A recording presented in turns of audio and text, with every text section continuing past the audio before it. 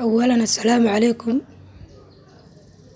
maanta videogan waxaan doonaynaa inaan ku barano sida keyboardka mobilkeena u weynay karno una yaray karno. Marka koowaad waa inaan soo furanaa keyboardka mobilkeena. Waxaan ka tagaynaa settings, keyboard layout. Hadana waxaan kasii dooraynaa keyboard keys and layout. Sida tan ayuu kugu soo bixi doonaa.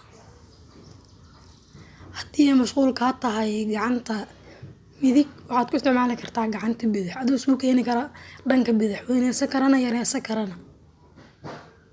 Kor iyo hoosna meesha doonta ayaa geysan kartaa.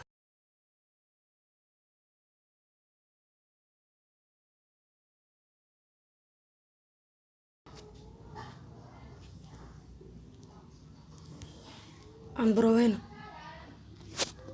Wuxuu noo saarmay dhanka bidix.